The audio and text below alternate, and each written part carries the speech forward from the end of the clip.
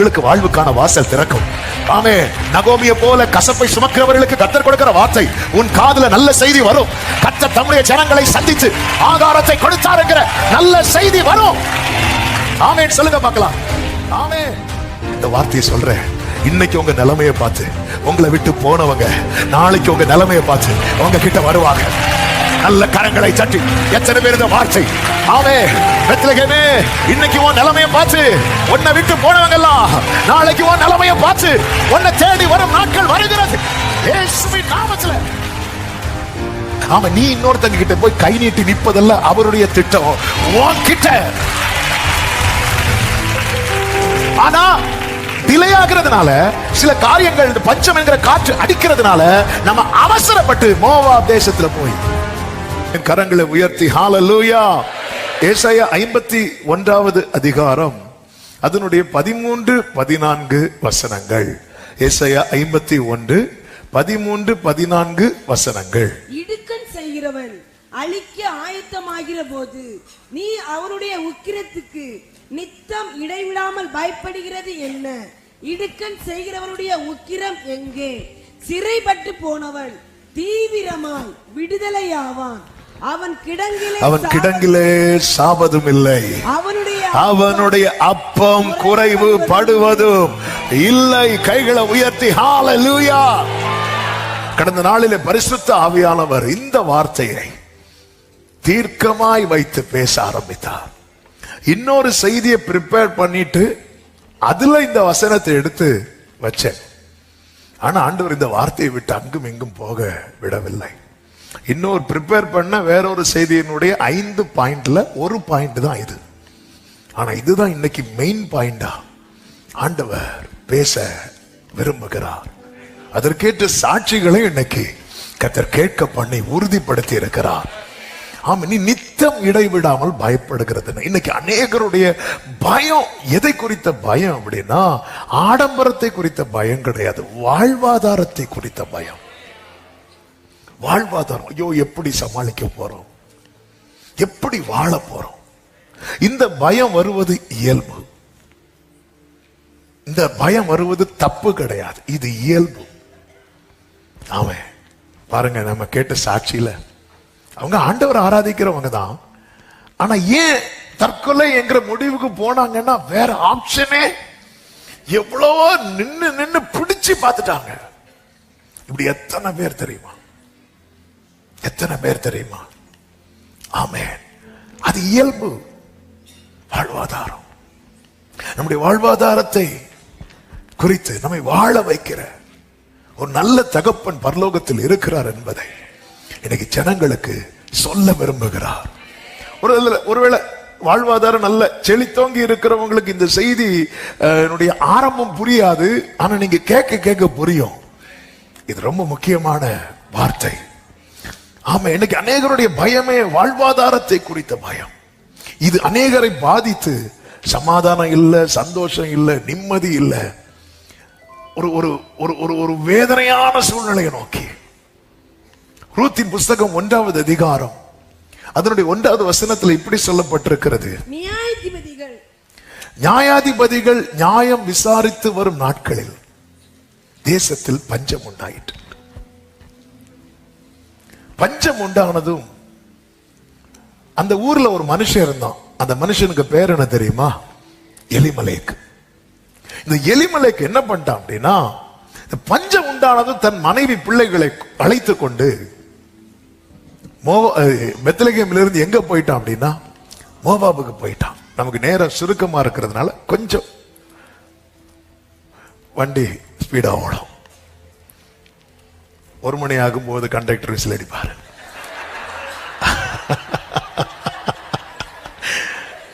அது வரைக்கும் வண்டி எங்கும் நிற்காது, இடையில கை காட்டக்கூடாது. சொல்லும் போது கை காட்டலாம். கர்த்தர் உங்களை ஆசீர்வதிப்பாராக. இப்படிப்பட்ட இடத்துல இன்னைக்கு முதல்ல சொல்ல விரும்புகிற வார்த்தை இதுதான், அவசரப்பட்டு தவறான முடிவு எடுக்க கூடாது. அவசரப்பட்டு தவறான முடிவு. இவங்க இப்படி ஒரு முடிவை எடுக்கிறதுக்கு ரீசன் இருக்கு. உண்மையிலே நேற்று இதை தியானித்த போது நகோமி எடுத்த தீர்மானம் அல்ல இது, எலிமலேக் எடுத்த தீர்மானம், நகோமியின் கணவர் எடுத்த தீர்மானம். ஏன் தீர்மானம் எடுத்தார்? அவர் சொல்வார், நான் இருக்கிற இடத்துல பஞ்சம், அதனால நான் மோவாபுக்கு போனேன்.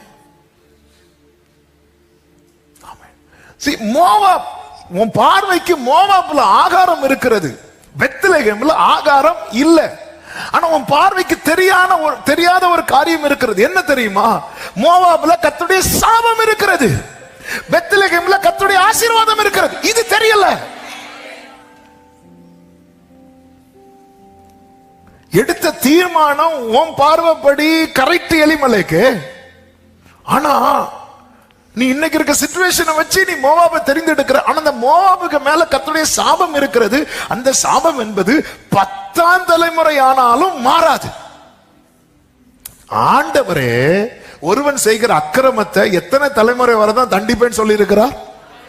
4 தலைமுறை வரைக்கும் தண்டிப்பேன் அப்படிங்கிறார். அவர் 4 தலைமுறைக்கு வரைக்கும் தான் தண்டிக்கிறார். அப்படி இருக்கும்போது மோவாப் மேல 10 தலைமுறை ஆனாலும் மாறாத ஒரு சாபம் இருக்கும்னா அது எப்படிப்பட்ட சாபம்? இது தெரியல. அவனை பொறுத்த வரைக்கும் இப்போ இங்கே ஆகாரம் இல்ல, அங்க ஆகாரம் இருக்கிறது. எனக்கு நல்ல கவனமா கேளுங்க, டைம் வர ரொம்ப ஸ்பீடா போகுது. ஆமென். அவசரப்பட்டு தவறான முடிவை எடுக்காதீர்கள். இப்படி தவறான முடிவை எல்லாரும் எடுத்தாங்க. ஆபிரகாம் எடுத்தார், தாவீது எடுத்தார், இவங்க எல்லாம் எடுத்தாங்க. ஆண்டவர் சொல்ல, நீ காண்பிக்கிற தேசத்துக்கு போ, நான் உன்னை பெரிய ஜாதியாக்குவேன்னு சொல்லி அனுப்புறார். அதே போல ஆபிரகாம் போயிட்டார். ஆனா அங்க போனது அங்க என்ன உண்டாயிட்டுனா பஞ்சம் உண்டாயிட்டு. பஞ்சம் உண்டானது ஆபிரகாம் எங்க போறார் தெரியுமா? எகிப்துக்கு போறார். ஆண்டவருடைய ஆலோசனை இல்லை, அவசரப்பட்டு எடுத்த முடிவு. அந்த எகிப்துல போய் உண்மையிலே நடந்தது என்ன அப்படின்னா, ஆபிரகாம் பொய் சொல்லி வாழ வேண்டிய ஒரு சூழ்நிலை வந்தது.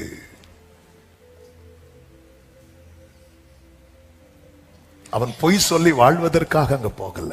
இதுதான் நம்ம அவசரப்பட்டு எடுக்கிற முடிவுல கடைசியில நம்ம பொய் சொல்லி வாழ வேண்டிய ஒரு சூழ்நிலை வரும் பாருங்க. இது ஒரு தேவ பிள்ளைக்கு அழகே கிடையாது. அதாவது உலகத்தான் பொய் சொல்லி மாட்டினா அவன் சிரிச்சிட்டு இருப்பான். ஆனா ஒரு தேவ பிள்ளை பொய் சொல்லி மாட்டினா தலை குனிய வேண்டிய நிலைமை வரும். பார்வோன் வந்து ஆபிரகாம் கூப்பிட்டு, அதுவும் மனைவின்னு சொல்ல வேண்டியதானே. ஆபிரகாமுக்கு ஆன்சரே இல்லை. உண்மையில அங்கிருந்து எப்படி புறப்பட்டார்னு நினைக்கிறீங்க? அசிங்கமாயிட்டு. அப்படிதானே? ஏன் இப்படி ஒரு நிலைமை வந்துச்சு? இன்னைக்கு அநேகருக்கு மறைந்து, அநேகருக்கு ஒழித்து, பொய் சொல்லி வாழக்கூடிய ஒரு சூழ்நிலை ஏன் நம்ம லைஃப்ல வந்தது? இது கர்த்தர் அனுமதித்ததா? நாமே வரவழைத்தது தானே. பஞ்சம் வந்ததும் ஓடிட்டோமே அவசரப்பட்டு. லோத்தை பாத்தீங்களா? ஆபிரகாமோடு தான் புறப்பட்டான். ஆனா வாழ்வாதாரத்தில் ஒரு சின்ன இஷ்யூ வருதுன்னதும் அவன் தன் பார்வைக்கு சரியான பாதையை தெரிந்தெடுத்து புறப்பட்டு போய் சோதோமில உட்கார்ந்துட்டான். ஆனா என்ன மேட்டர் அப்படின்னா, அவனை குறித்து வேதம் சொல்லுகிறது, அவன் நாள்தோறும் வாதிக்கப்பட்டான். டெய்லி கஷ்டப்பட்டுட்டே இருக்கிறான். இன்னைக்கு வாழ்வாதாரத்துக்காக அவசரப்பட்டு எடுக்கிற முடிவுனால அவன் பொய் சொல்லி வாழக்கூடிய ஒரு சூழ்நிலை, டெய்லி வாதிக்கப்படுகிற ஒரு சூழ்நிலை. தாவீதை பாருங்க. சவுல் தாவீதை வந்து எங்க பார்த்தாலும் கொல்லவே நிற்கிறான். அப்படி இருக்கும்போது தாவீது கர்த்தருடைய மறைவு, அவருடைய மறைவு தான் தாவீதுக்கு நிழல். இப்படிதான் வாழ்ந்துட்டு இருக்கிறார். 2 முறை சவுல் கையில ஒப்பு கொடுக்கப்பட்ட பிறகும் 2வது முறை 2 பேரும் பேசி சவுல் சொல்லிட்டார், மகனே நீ எப்படி ராஜாவாயிருவப்பா, கர்த்தர் உன்கூட இருக்கிறார் சொல்லி காம்ப்ரமைஸ் ஆகி பிரிந்ததுக்கு அப்புறம் தாவீதுக்கு திடீர்னு ஒரு யோசனை வந்துச்சு. தன் வாழ்வாதாரத்துக்காக என்ன யோசனை? எப்படியும் சவுல் என்ன கொன்று போடுவான்.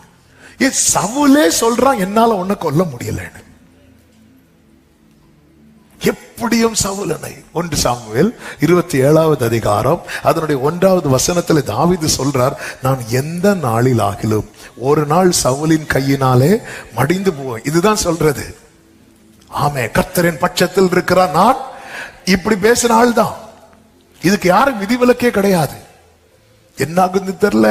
இன்னைக்கு அநேகருக்கு இப்படி. நான் வேதத்திலிருந்து ஒவ்வொரு சம்பவத்தை எடுத்தாலும் நீங்க உங்க வாழ்க்கையோடு கனெக்ட் பண்ணி பார்க்கணும். ஆமென். அதாவது நம்ம ஒரு கட்டத்துல எப்படி வந்துருவோம்னா, இதுவரை கர்த்தர் நடத்திட்டார், இனி நடத்துவார் அப்படிங்கிற நம்பிக்கைக்குள்ள நம்மால போக முடியாத அளவுக்கு ஒரு சிறையிருப்பு. அதுதான் சிறைப்பட்டு போனவன் தீவிரமாய் விடுதலை. அவன் கிடங்கில, இது ஒரு கிடங்கு. கர்த்தர் ஒப்பு கொடுத்து காப்பாற்றி வேதம் சொல்லுகிறது 1 சாமுவேல் 23:14 சவுல் அனுதினமும் அவனை தேடியும் தேவன் அவனை அவன் கையில் ஒப்பு கொடுக்கவில்லை. இதுவரை ஒப்பு கொடுக்காத கர்த்தர் இனி ஒப்பு கொடுத்து விடுவாரா? கர்த்தர் அவருடைய ஸ்டேட்மெண்ட்டை கேட்கலாமா? ஆண்டவரே நீங்க என்ன சொல்ல விரும்புறீங்க ஆண்டவரே கேட்ட ஆண்டவர் என்ன சொல்வார் தெரியுமா? இங்க பாரு, நீ தாயின் வயிற்றில் தோன்றினது முதல் என் கை உன்னை ஏந்தினது. இதுவரை நான் அப்படிதான் செய்து வந்தேன், இனியும் அப்படிதான் செய்வேன். உன்னை ஏந்துவேன், உம்மை சுமப்பேன், உன்னை தப்பு வைப்பேன். ஆமென் சொல்லுங்க பார்க்கலாம். ஆனா தாவீதுக்குள்ள என்ன ஒரு எண்ணம் ஓடுது அப்படின்னா, எப்படியும் ஒரு நாளில் நான் சவுல் கையில மடிந்து போவேன்.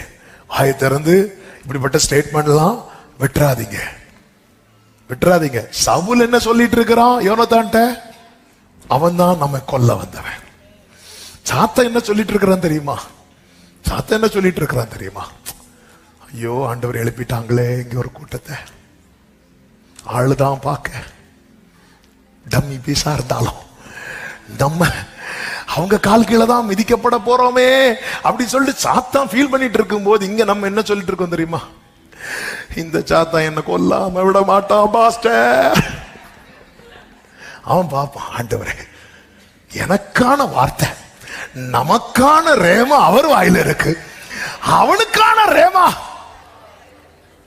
ஏமா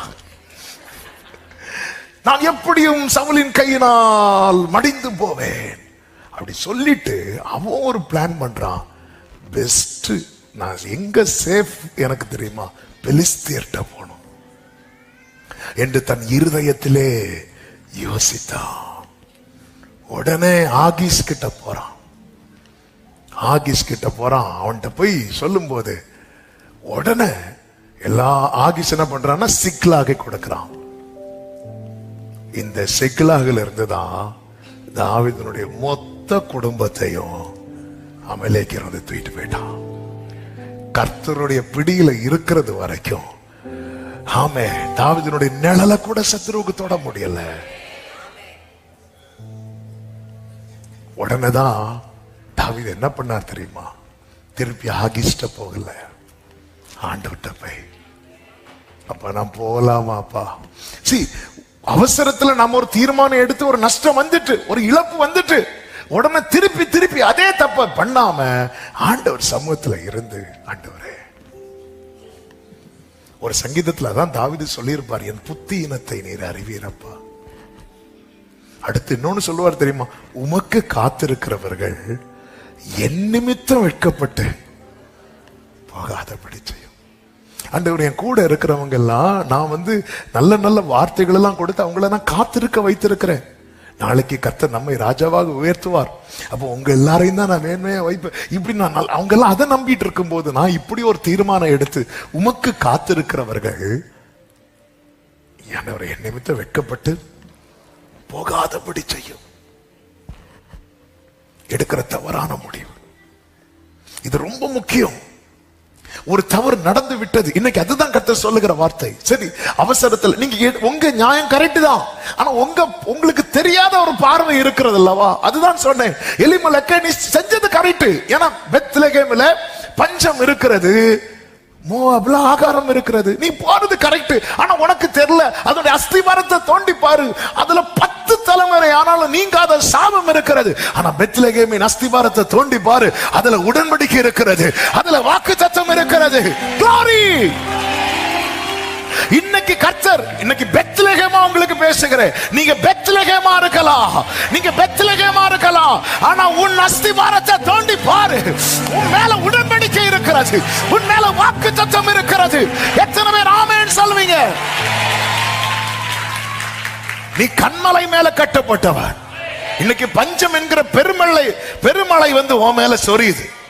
பெருவெள்ளம் வந்து மோதி அடிக்குது, ஆனா நீ நிக்கிறேனா அஸ்திவாரத்தை தோண்டி பாரு. ஓ ஜீசஸ், மோவாப் மணல் மேல கட்டப்பட்டவர், அவன் ஓங்கி இருந்தாலும் ஒரு பெருமழை சொரிந்தாலும் அவன் இல்லாம போயிருவான். உன் அஸ்திபாரத்தை பாரு. ஹல்லேலூயா, ஆமென். எக்காலத்தும் நம்பிடுவோம் திக்கற்ற மக்களின் மறைவிடம், பக்கபலா பாதுகாப்போ இக்கட்டில் இயேசுவே, பக்கபலம் இக்கட்டில் இதுக்கெல்லாம் தான் ஒரு பெஸ்ட் ரோல் மாடல் யார் அப்படின்னு பாத்தீங்கன்னா ஜீசஸ் கிரைஸ்ட். அவர் 40 நாள் ஃபாஸ்டிங் இருந்ததும் அவருக்கு என்ன உண்டாயிட்டு தெரியுமா? பசி உண்டாயிட்டு. பாருங்க, வாழ்வாதாரம் விஷயம் வரும்போதெல்லாம் ஃபர்ஸ்ட் என்ட்ராகிறதே யாரு தெரியுமா? சாத்தான் தான். ஆமென்.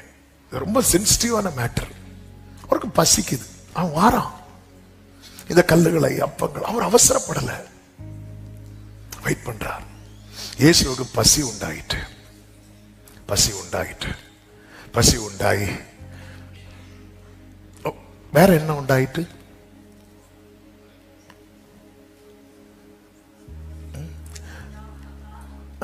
எங்க? அதாவது மொத்த காஸ்பல்ல ஒரே வார்த்தையில முடிக்க பாக்குறீங்க. அதுக்கப்புறம் ஒரு இன்னும் 3.5 வருஷம் வாழ்ந்தார். வாழ விடுங்க. பசி உண்டாயிட்டு. வேற என்ன உண்டாயிட்டு? வேற ஒண்ணும் உண்டாகல. சில சொல்லுவாங்க தெரியுமா, எனக்கு பசிக்கு இப்ப சாவேன்.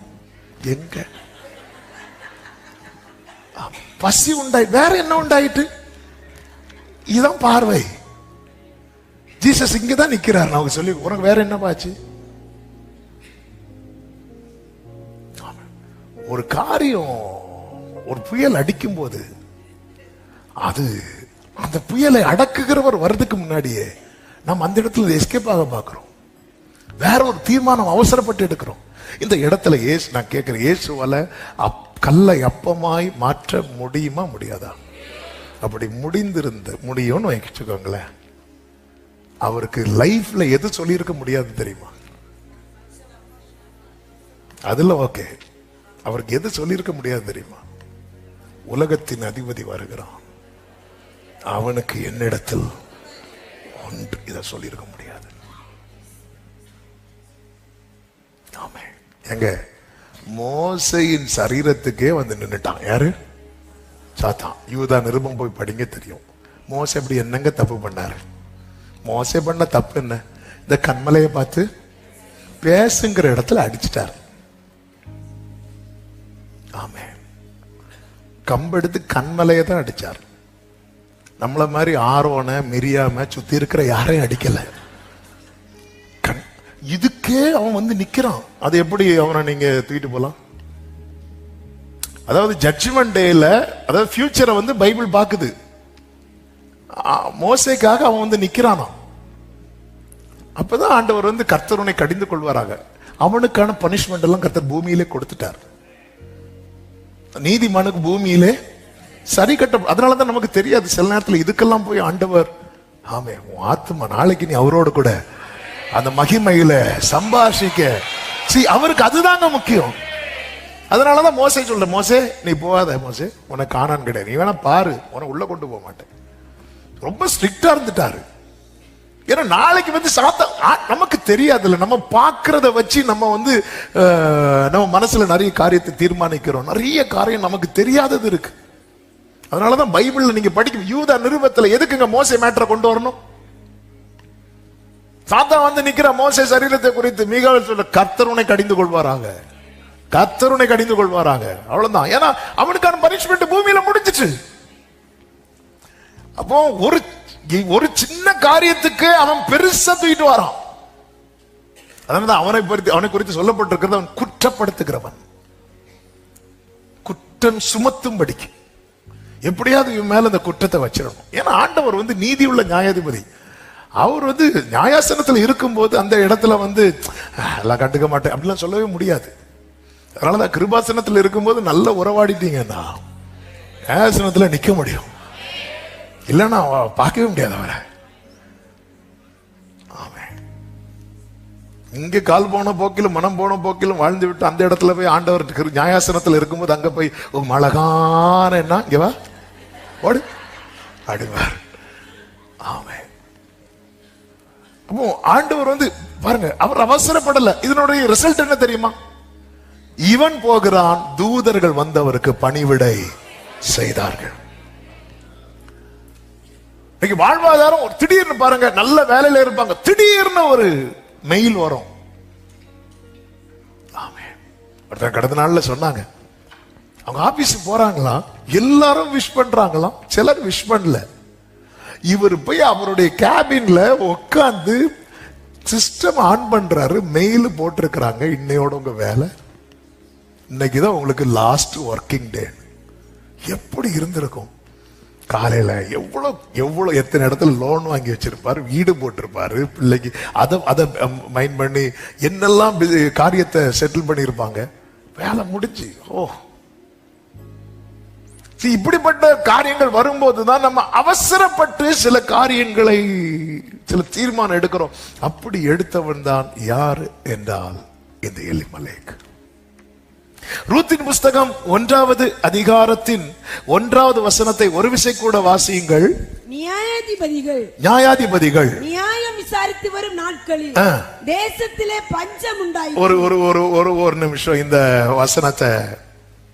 ஆமே, கடந்த நாள்ல இது என்ன ரொம்ப பலப்படுச்சு. இப்ப எங்க பஞ்சம் உண்டாயிற்று? தேசத்துல யாரு நியாயம் விசாரிச்சு வராங்க? நியாயாதிபதிகள். இந்த தேசத்தை கர்த்தர் கொடுக்கும் போது என்ன சொல்லி கொடுத்தார் தெரியுமா? அப்ப தாழ்ச்சியே இல்லாத இடம். அப்ப தாழ்ச்சியே இல்லாத இடத்துல மனுஷங்க ஆளுகை செய்யும் போது என்ன உண்டாயிட்டு?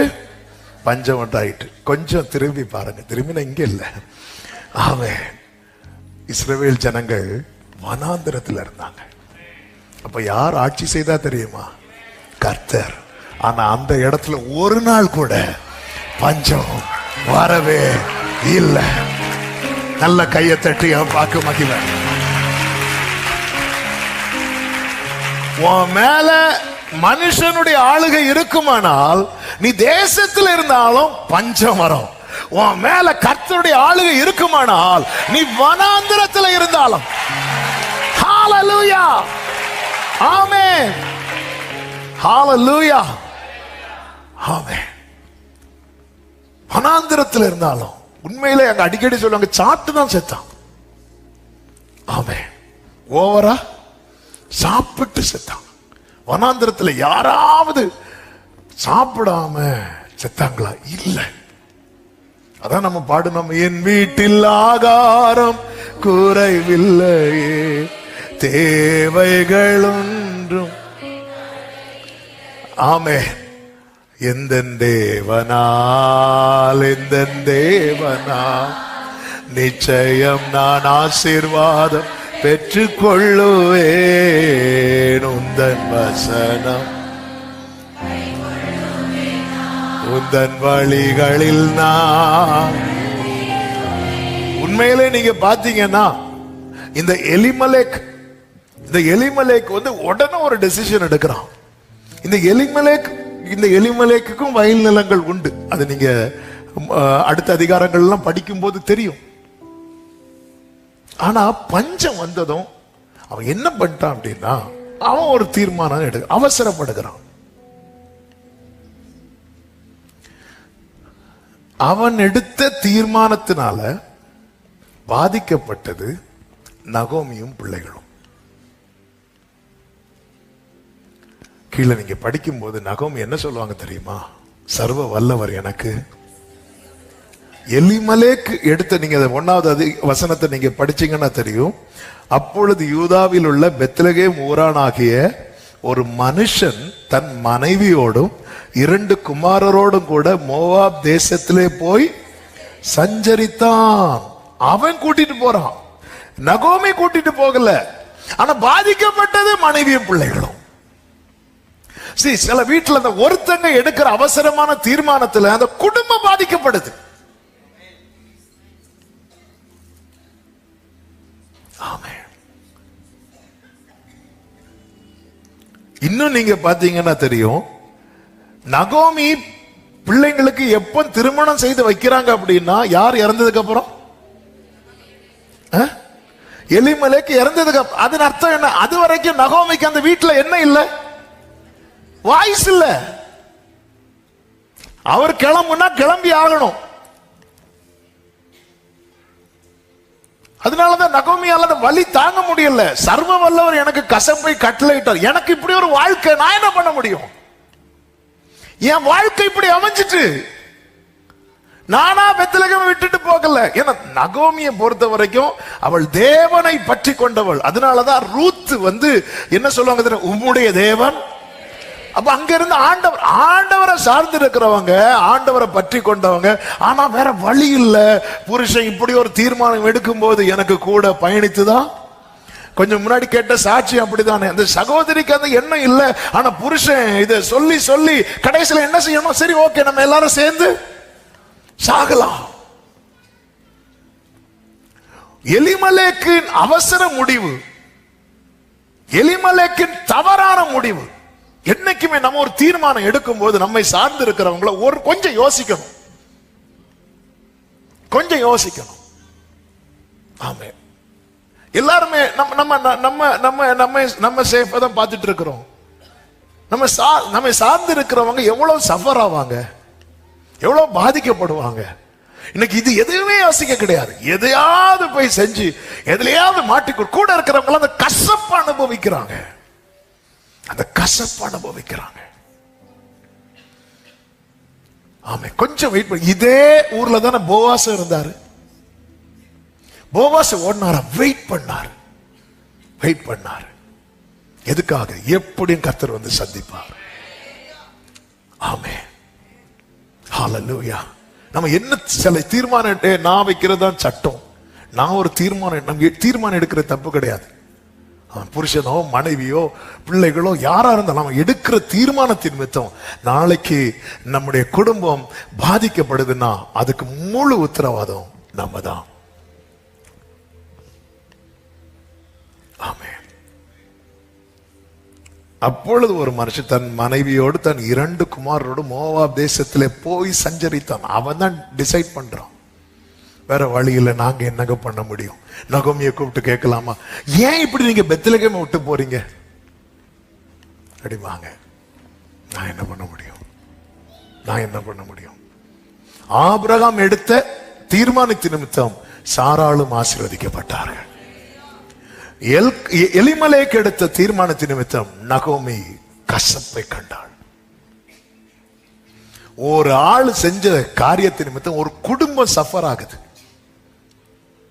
இது ரொம்ப பெயின்ஃபுல்லானது.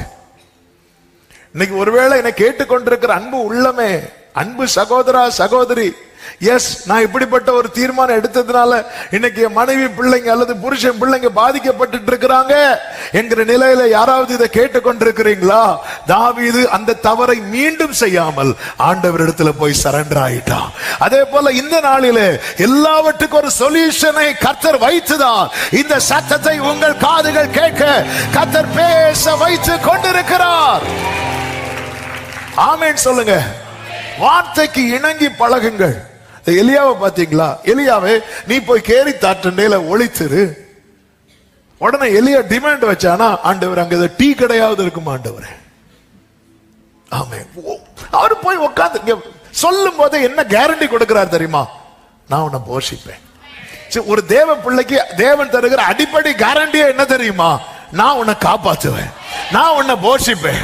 எண்ணத்தை உண்போம் என்றும் எண்ணத்தை குடிப்போம் என்றும் எண்ணத்தை உடுப்போம் என்று நீ கவலைப்படாத, இவைகள் எல்லாம் உங்களுக்கு வேண்டியவைகள் என்று உங்கள் பரமபிதா அறிந்திருக்கிறார். அது வனாந்தரமோ கேரி தாற்றண்டையோ, நான் உன்னை போஷிப்பேன்.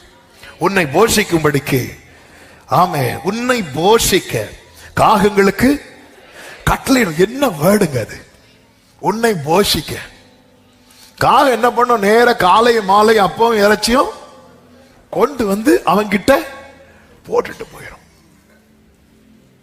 ஒருவேளை காகம் வரலன்னா, இப்படி ஒரு எண்ணம் மட்டும் நம்ம கிட்ட ஓங்கிட்டுன்னு வைங்களேன், கேரி தாட்டண்டை பக்கமே போகவே மாட்டோம். சரி, கர்த்தருடைய தெளிவான வார்த்தைக்கு ஒருத்தங்க இணங்கிட்டாங்கன்னா அவங்க வாழ்வாதாரம் கேரண்டி. இன்னைக்கு கர்த்தர் இதுதான் பேச வைக்கிறார். ஆமே, நாமளா அவசரப்பட்டு போனா வாழ்வாதாரம் கேரண்டி கிடையாது. எலிமலேக்கு எடுத்த தீர்மானம் ஒருவேளை நினைச்சிருக்கலாம். போவாஸ் எத்தனை பேர் போஸ்ட் பண்ணிருப்பாங்க. போவாஸ் எனக்கு ஒரே குடும்பம் தானே, ஒரே இனத்தான் தானே, ஒரே ஃபேமிலி தானே. உன் சொந்தக்காரன் போயிட்டான் பாரு, மோவாபு போயிட்டான் பாரு, நீயும் இருக்கிறிய. இல்ல இல்ல இல்ல இல்ல, அவனுக்கு தெரியும். ஏன்னா அவன் யார் கீழே இருக்கிறான் தெரியுமா? இஸ்ரவேலின் தேவன் ஆகிய செட்டை. அவன் செட்டை கீழே இருக்கிறான். அவனுக்கு தெரியும் இன்னைக்கு என் நிலைமை இப்படிப்பட்டதா இருக்கலாம். ஆமே, கர்த்தர் என்னைக்கு இப்படி வைத்திருக்க மாட்டார். நாளைக்கு சூழ்நிலை மாறும். சூழ்நிலை மாறும். கொஞ்சம் சூழ்நிலை மாறிச்சா இல்லையா? சூழ்நிலை மாறதுக்கு முன்னாடி பெத்லகேமில் உள்ளவன் மோவாப் தேசத்துல போய் சாப்பாடுக்காக போகிறான். சூழ்நிலை மாறினதும் மோவாபுல உள்ளவா பெத்லகேமில் இருக்கிற போவாஸ் கிட்ட சாப்பாட்டுக்காக வந்தாளா இல்லையா? யாரு வந்தது?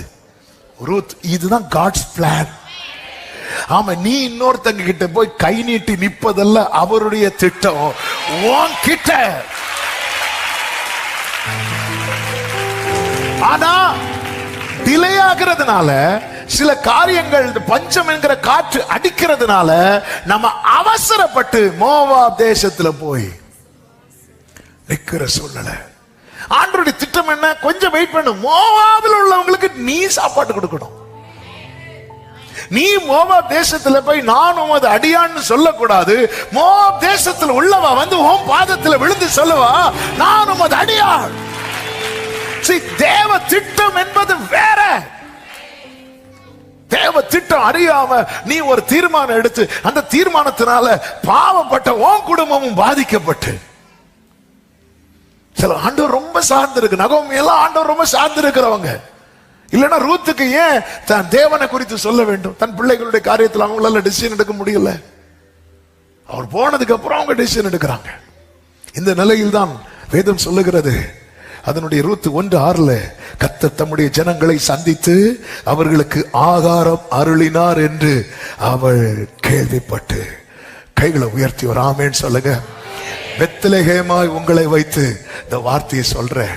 இன்னைக்கு உங்க நிலைமையை பார்த்து உங்களை விட்டு போனவங்க நாளைக்கு உங்க நிலைமையை பார்த்து உங்க கிட்ட வருவாங்க.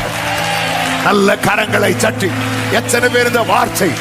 ஆமே, பெத்லகேமே, இன்னைக்கு உன் நிலைமையை பார்த்து உன்னை விட்டு போனவங்க எல்லாம் நாளைக்கு உன் நிலைமையை பார்த்து உன்னை தேடி வரும் நாட்கள் வருகிறது. இயேசுவின் நாமத்துல. இந்த எலிமலேக்கெல்லாம் பெத்லகேமை விட்டு ஏன் போனா தெரியுமா? இனி இங்க இருந்தா வாழ்க்கை கிடையாது. இனி இங்க இருந்தா.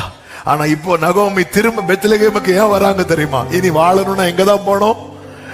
பெத்லகேம் போனாதான். இத இத இத நேற்று பெங்களூர்ல இருந்து வரும்போது தான் இதை அப்படியே டைப் பண்ணிட்டு இருந்தேன். ஆமே, டைப் பண்ணும்போது எஸ், கொஞ்சம் யோசித்து பாருங்க. இன்னைக்கு உங்க சிச்சுவேஷனை பார்த்து உங்களை விட்டு போனவங்க நாளைக்கு கர்த்தர் தம்முடைய ஜனங்களை சந்தித்து அவர்களுக்கு ஆகாரம் அருளினார் என்று மோவாப் தேசத்துல கேள்விப்பட்டு அவங்க உங்களை விட்டு போனவங்க இருக்கிற இடத்துல உங்களை பத்தின செய்தி போகும். ஆமே ஆமே, ஹல்லேலூயா. உங்களை பத்தின செய்தி போகும். வருவாங்க. யோபுவுக்கு உண்டான எல்லாவற்றையும் கர்த்தர் 2 கொடுத்ததும் எல்லாரும் வந்தாங்களா இல்லையா? வந்தாங்களா இல்லையா? எத்தனை பேர் நம்புறீங்க? கர்த்தர் வர பண்ணுவா, கர்த்தர் வர வளைப்பா. பெத்லகேமே, நீ ஏன் கலங்குற? உன்னை விட்டு போனவங்க திரும்ப வருவாங்க. ஆமென் சொல்லுங்க பார்க்கலாம். கர்த்தர் வர பண்ணுவார், கர்த்தர் வர பண்ணுவார். நம்ம வரும்போதே சத்தம் போட்டுட்டு வராங்க எல்லாரும். இது நகோமி இல்ல, நகோமி இல்ல, நகோமின்னு சொல்லாதீங்க, மாறான்னு சொல்லுங்க. என் லைஃப் அப்படிப்பட்ட லைஃப். ஆனா கர்த்தர் உன்னை திரும்ப வர பண்ணுறது மாறாவாய் தொடருவதற்கல்ல, இந்த மாறாவை மதுரமாக்குவதற்கு. ஒருவேளை உங்க வீட்டுல ரட்சிக்கப்படாத புருஷன் இருக்கலாம், அல்லது ரட்சிக்கப்படாத மனைவி இருக்கலாம். ஆமென். அவர்கள் எடுத்த தீர்மானத்தினால் நீங்களும் சஃபர் ஆகலாம். நீங்க ஆண்டவர் சமூகத்துல வரணும்.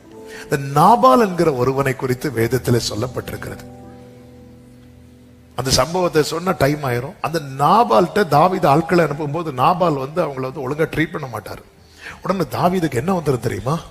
கோபம் வந்துடும். தாவீது என்ன சொல்லிட்டு புறப்படுவார் தெரியுமா? அந்த வீட்டுல ஒரு நாயை கூட உயிரோட வைக்க கூடாது. அதாவது அவனை சார்ந்த எல்லாமே சாகடிக்கணும். அப்படிப்பட்ட ஒரு செயலை யார் பண்ணான் தெரியுமா?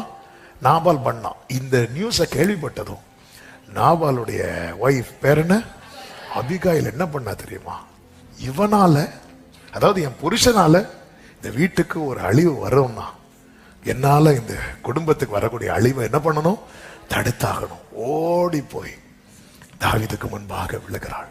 இது போலதான் எலிமலேக்கை போன்றவர்கள் எடுக்கிற தீர்மானத்தினால உங்க குடும்பத்துல ஒரு கசப்பு, ஒரு வருத்தங்கள் வருகிறது என்றாலே நீ ஓடி போய் ஆண்டவர் சமூகத்துல விழுந்துருங்க. ஆமே ஆமே. அந்த கோபம் நீங்கிட்டுன்னு பைபிள்ல சொல்லப்பட்டிருக்கு. அந்த கோபம் நீங்கும், உங்களுக்கு வாழ்வுக்கான வாசல் திறக்கும். ஆமே. நகோமியை போல கசப்பை சுமக்கிறவர்களுக்கு கர்த்தர் கொடுக்கிற வார்த்தை, உன் காதுல நல்ல செய்தி வரும். கர்த்தர் தம்முடைய ஜனங்களை சந்தித்து ஆகாரத்தை கொடுத்தார் என்கிற நல்ல செய்தி வரும். ஆமேன் சொல்லுங்க பார்க்கலாம். ஆமேன். ஹல்லேலூயா. நகோமி திரும்பி வராங்க. ரூத்தையும் அழைத்து கொண்டு வராங்க. 2வது அதிகாரம் 3வது அதிகாரம் நீங்க படிச்சீங்கன்னா தெரியும். கர்த்தருக்கு மாத்திரம் மகிமை உண்டாவதாக. ரூத் என்ன பண்றாங்க தெரியுமா? போவாசின் வயல் நிலத்திலேயே வந்திருக்கிறாங்க.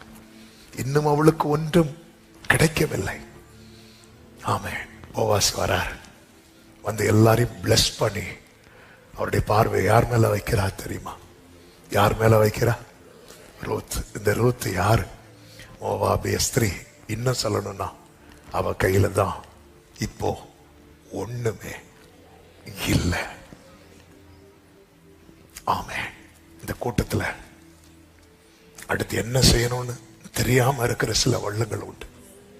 இதை பார்க்கிறவர்கள் இயேசுவின் நாமத்துல கர்த்தருடைய பீடத்துல இருந்து சொல்றேன், அந்த பரம போவாசுடைய பார்வை உங்க மேலதான், உங்க மேலதான்.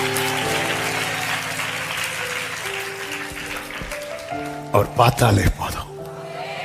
வேதம் சொல்லுகிறது 14வது வசனம் 2:14, பின்னும் போவாஸ் சாப்பாடு வேளையிலே அவளை பார்த்து, என்ன வேளை? ஆமென். அடுத்து 15வது வசனம், அவள் கதிர் பொறுக்கிக் கொள்ள, இப்போ என்ன டைம்? கதிர் பொறுக்கிக் கொள்ள டைம். என்ன அதுன்னு அர்த்தம்?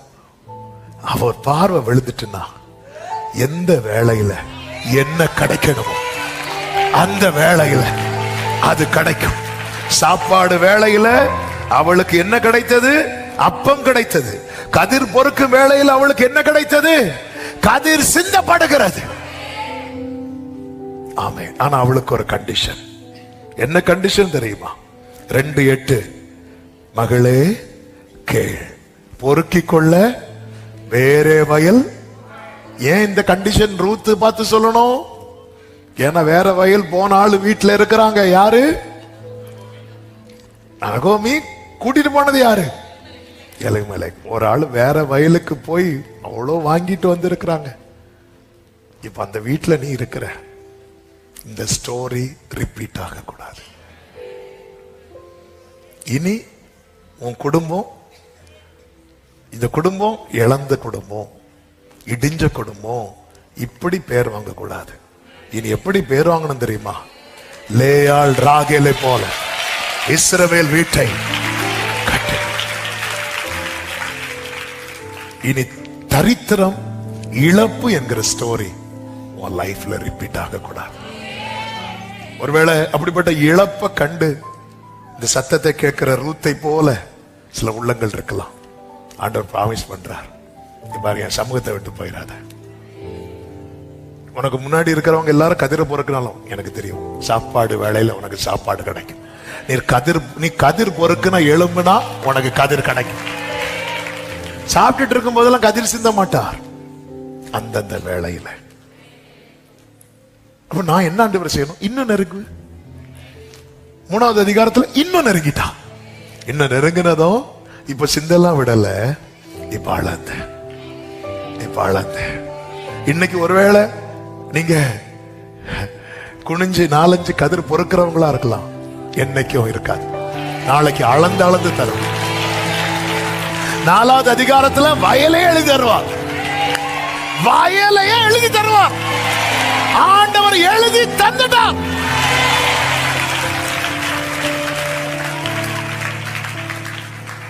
ஆமென். வேற வயல் போயிடாது. ஆமென். உன் பார்வையில் அது சரியா இருக்கலாம், ஆனா நீ தெரிந்தெடுக்கிறது அஸ்திபாரத்தை தோண்டி பார்க்கணும். அதுல சாபம் இருக்கிறதா, ஆசீர்வாதம் இருக்கிறதா? இதோ உனக்கு முன்பாக ஆசீர்வாதத்தையும் சாபத்தையும் வைக்கிறேன் தானே சொல்றேன். ஆமென். வேதம் சொல்லுகிறது, சிங்கக்குட்டிகள் தாழ்ச்சி அடைந்து பட்டினியாயிருக்கும், கர்த்தரை தேடுகிறவர்களுக்கும் ஒரு நன்மையும் குறைவு படாது. கர்த்தர் உங்களை ஆசீர்வதிப்பாரா? எல்லாரும் எழுதி நிற்கலாமா? ஆமென். ஒரே ஒரு ஜெபத்தை பண்ணிட்டு அந்த எந்த தேவனால் என்கிற பாடலை நம்ம பாடி விசுவாசத்தோட அறிக்கையிட்டு ஜெபித்து முடிக்க போறோம். ஆண்டவரே, அவசரப்பட்டு நான் எடுத்த தீர்மானத்தினால இழப்ப கண்டவன்பா, என் லைஃப்ல இது ரிப்பீட் ஆகக்கூடாது. உங்க பிரசனத்துல காத்திருக்க கிருபை தாரும். உண்மையிலேயே கர்த்தர் இன்னைக்கு என் கூட பேசினார் அப்படி சொல்றவங்க உங்க வலது கரத்தை உயர்த்தி அவங்க இடது கரத்தை இருதயத்துல வச்சு ஒரு வார்த்தை, என் புத்தியினத்தினால என் குடும்பம் சஃபர் ஆகுது, இது ரிப்பீட் ஆகக்கூடாது. ரூத்தே, எனக்கு கேட்கிற அன்பு சகோதரா சகோதரி, ஒருவேளை உங்க முற்பிதாக்கள் செய்த காரியத்தினால இன்னைக்கு நீங்க பாதிக்கப்பட்டிருக்கிறீங்க. ஆண்டவர் சொல்றார், நீ அதே பாதையை தெரிந்தெடுத்துறாத. அவங்க பண்ண தப்பே தான் நீயும் பண்ணிட்டு இருக்கிறிய. வேண்டாம், நீ இரு, நான் பாத்துக்கிறேன். சாப்பாடு வேளையில உனக்கு அப்பம் இருக்கும். நீ கதிர் பொறுக்க எழும்புனா உனக்கு கதிர் சிந்தப்பட்டிருக்கும். நீ என் சமூகத்துல இரு, நான் பாத்துக்கிறேன். மகளே, பயப்படாதே, உனக்கு வேண்டிய படியெல்லாம் செய்வேன். வேண்டிய படியெல்லாம் செய். ஹல்லேலூயா. எந்த தேவனா நிச்சயம் நான் ஆசீர்வாதம் பெற்றுக் கொள்ளுவேன். உந்தன் வசனம். நல்ல கைகளை தட்டி விசுவாசத்தோடு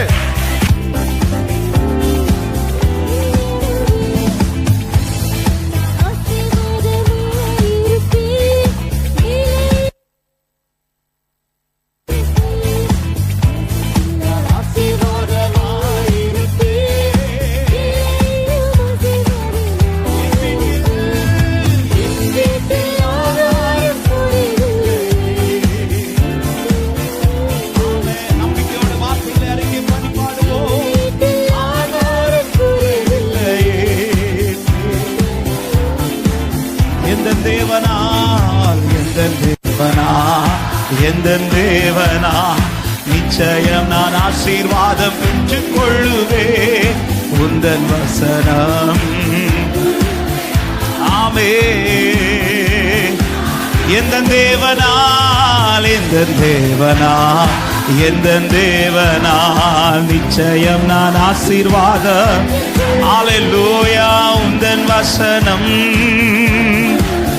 ஆமென். பாடும் வாழ்க்கை துணையும். ஹல்லேலூயா. வாழ்க்கை துணையும் என் பிள்ளைகளும் ஆசீர்வதிக்கப்படும். வாழ்க்கை துணையும் என் பிள்ளைகளும் எந்த சம்பத்தும் ஆசீர்வதிக்கப்படும். ஹல்லேலூயா.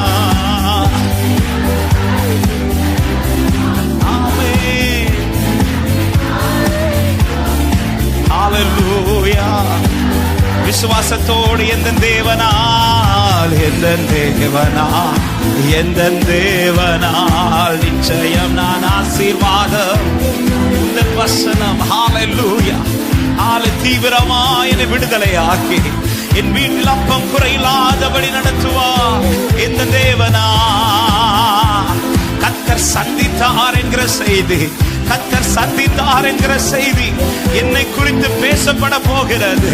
இந்த பெத்லகேமை குறித்து பேசப்பட போகிறது. விசுவாசிக்கிறவர்கள் நல்ல கைகளை தட்டி, பஞ்சம் என்று சொல்லப்பட்ட இந்த பெத்லகேமை குறித்து கர்த்தர் சந்தித்தார் என்று சொல்லப்படுகிற சாட்சி எத்தனை பேர் நம்புகிறீர்கள்? என்னை குறித்து இன்று பேசப்படுகிறது மாறப்போகிறது. என் வாழ்க்கை குறித்து பார்க்கிற பார்வை மாறப்போகிறது. இது என் தேவனால் ஆகும், என் கர்த்தரால் ஆகும். விசுவாசிக்கிற உள்ளங்கள் நல்ல கைகளை தட்டி glory glory glory glory glory Jesus. நன்றி நன்றி ஆண்டவரே. இனி எந்த சூழ்நிலையிலும் எந்த காரியத்திலும் நான் இனி வேறொரு வயலுக்கு போக மாட்டேன். என் காரியங்களை பார்த்து கொள்ளுகிறவர், என்னை சந்திக்கிறவர், என்னை மேன்மைப்படுத்துகிறவர், எனக்கா எல்லாவற்றையும் செய்து முடிக்கிறவர் அவர் இருக்க எனக்கு பயம் இல்லை. என் மெய்ப்பர் இருக்க எனக்கு பயம் இல்லை. நம்பிக்கை உள்ள சிறைகளே அரணுக்கு திரும்புங்கள், இதோ இரட்டிப்பான நன்மையை தருகிறேன், இன்றைக்கே தருகிறேன் என்றவர். ராபானா கதா ராபானா ஹந்தல ரகரபல போஷாலத ரியாதரா லிகரபலக ஷியத ரிபரபோ தரியாதரபா. நன்றி நன்றி நன்றி நன்றி நன்றி நன்றி நன்றி நன்றி ஆண்டவரே, நன்றி ஆண்டவரே, நன்றி ஆண்டவரே. வேறொரு வயல் நிலத்துக்கு போயிடாத, நீ இங்கே இரு. உனக்கு செய்யப்பட வேண்டியதெல்லாம் செய்யப்படும். இப்படி ரெண்டு கரங்களை உயர்த்தி ஆண்டவரே எனக்குள்ள தெளிவான ஒரு உணர்வை தருவீராக. எந்த சூழ்நிலையிலும் எந்த காரியத்திலும் உம்மை விட்டு விலகுகிற இல்லப்பா, உம்மை விட்டல்ல, எப்பொழுது உம்மோடு கூட உம்மோடு கூட பிரயாணிக்க. ரெண்டு கரத்தை உயர்த்தி உந்தன் அடிமை நானையா, என்னை காப்பாற்றும் கடமை உமக்கையா. உந்தன் அடிமை என்னை உமக்கையா. போவா போவா போர்வையால் என்னை மூடுமையா. ஏசையா ஏசையா அன்பினா. சொல்லுங்க, வேதனையோ வேறு சோதனையோ, வேதனையோ வேறு சோதனையோ, எதுவுமே என்னை பிரிக்காதையா. வேதனையோ வேறு சோதனையோ, எதுவுமே என்னை உறுதியாய் அவரை பற்றிக் கொள்ளுங்கள். அப்பாவை உறுதியாய் பற்றிக்கொள். அப்பம் குறைவில்லாதபடி கூடாரத்தை நடத்துவார். ஏசையா ஓ ரகமஷி கதலரியாதலரா. சொல்லுங்க, ஏசையா ஏசையா. நம்பிக்கையோடு கரங்கள் ரெண்டையும் உயர்த்தி கடைசி எல்லாரும் சேர்ந்து நம்பிக்கையோடு சொல்லுங்க, நித்திய கன்மலையே நித்திய கன்மலையே, அசையாத பர்வதமே, அரணான கோட்டையே, நான் நம்பும் கேடகமே. நித்திய கன்மலையே நித்திய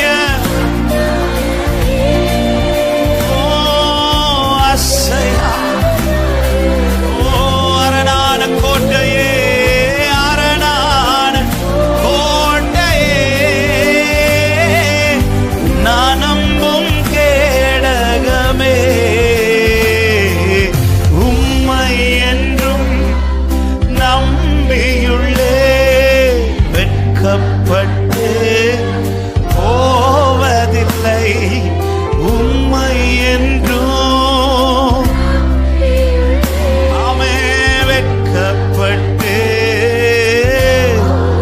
நம்பிக்கையோடு வெட்கப்பட்டு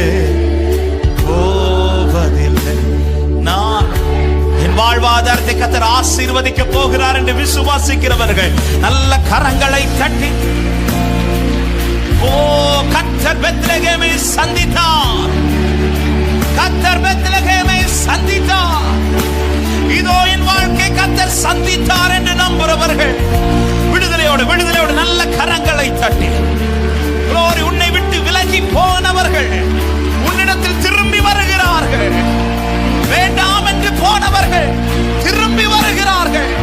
காரணம் கர்த்தர் பெத்லகேமை சந்தித்தார். ஹalleluya. நன்றியோடு மை துதிக்கிறோம் ஆண்டவரே, நீர் பேசின நல்ல வார்த்தைகளுக்காய் ஸ்தோத்திரம். பரிசுத்தமுள்ள நல்ல தகப்பனே, நீர் எத்தனை நல்லவர், எங்கள் மேல் எவ்வளவு அன்பு வைத்திருக்கிறேன், எங்களை நன்றாய் அறிந்திருக்கிற தேவன் நீர். அநேக ஸ்திரீகள் வயல் நிலத்தில் இருந்த பிறகு ஆண்டவரே ரூத்தின் மேல் போவாசின் கவனம் இருந்தது. காரணம் அவளிடத்தில் ஒன்றுமே இல்லை, அவள் வாழ்க்கையில ஒன்றுமே இல்லை. ஒன்றுமில்லாமல் வயல் நிலத்திற்குள் வந்தவளை எல்லாவற்றுக்கும் மேலாய் உயர்த்தின போவாஸ். ஒரு போவாசை இதை செய்வாரானால் நாங்கள் நிற்பது பரம போவாசின் பாதத்திற்குள்ளே. ஹalleluya, ஹalleluya. நிச்சயமா இந்த பெத்லகேம் சந்திக்கப்படும். எத்தனை பேர் நம்பி வலது கரத்தை உயர்த்தி சொல்ல போறீங்க? ஹalleluya. அத்தனை காதுகள் கேட்க இந்த செய்தி பரவும். கர்த்தர் இந்த குடும்பத்தை சந்தித்தார், கர்த்தர் இவர்கள் வாழ்க்கையை சந்தித்தார், கர்த்தர் இந்த பிள்ளைகளை சந்தித்தார். ஹalleluya. நிச்சயமாய் சொல்ல வைப்பேன், நீர் மாற்றி எழுதுகிற தேவன் ஆண்டவரே. இன்றைக்கு பார்க்கிறது அல்ல, நாளைக்கு பார்க்க போறது வித்தியாசமானது ஆண்டவரே. உறுதியாய் உம்மை பற்றி கொள்ள கர்த்தர் கிருபை தாரும். செய்த தவறை திரும்ப நாங்க செஞ்சிடக்கூடாதப்பா. இனி ஒரு தோல்வி அல்ல, இனி ஒரு ஏமாற்றம் அல்ல, இனி ஒரு நஷ்டப்பட்ட வாழ்க்கை அல்ல. நான் மாத்திரமல்ல, என்னை சார்ந்தவர்களும் என் நிமித்தம் ஆசீர்வாதமாக்கப்பட கர்த்தர் கிருபை செய்யும். இடிக்கப்பட்ட வாழ்க்கை உடையவர்களாய் அல்ல, கட்டப்பட்டவர்களாய், அநேகரை கட்டுகிறவர்களாய் கர்த்தர் எங்களை மாற்றுவீராக என்று ஜெபிக்கிறோம். ஒவ்வொருவரோடு கர்த்தர் இடைப்பட்டி உம்மை மட்டும் சார்ந்து உம்மை உறுதியாய் பற்றி கொண்டு முன் செல்ல கிருபை கொடும். ஒவ்வொருடைய சமாதானத்தோடு அனுப்புங்க. இந்த ஆராதனையிலே கர்த்தர் மகிமைப்பட்டீர், எங்களை பலப்படுத்தினீர், அநேக காரியங்களை எங்களுக்காய் செய்திருக்கிறீர். நம்பிக்கையோடு இங்கிருந்து புறப்பட கர்த்தர் கிருபை செய்யும். ஒவ்வொருவரைய சமாதானத்தோடு அனுப்பும். ஆன்லைன் மூலமாக இணைந்தவர்களை கர்த்தர் ஆசீர்வதிப்பீராக. இந்த ஆராதனை மூலமாக எல்லா துதி கன மகிமை ஒருவருக்கே செலுத்துகிறோம்.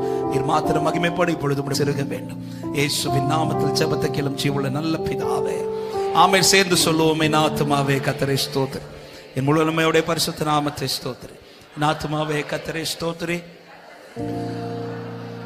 ஆமென். நம்முடைய கர்த்தராகிய இயேசு கிறிஸ்துவின் கிருபையும் பிதாவாகிய தேவனுடைய அன்பும் பரிசுத்த ஆவியானுடைய ஐக்கியமும் சிநேகமும் பாதுகாவலும் நம் அனைவரோடும் சகல பரிசுத்தவான்களோடு கர்த்தருடைய வருகை மட்டும் தங்கி இருப்பதாக. ஆமென். ஹalleluya. சமாதானத்தோடு போய் வாருங்கள். கர்த்தர் உங்களை ஒவ்வொருவரையும் ஆசீர்வதிப்பார். God bless you.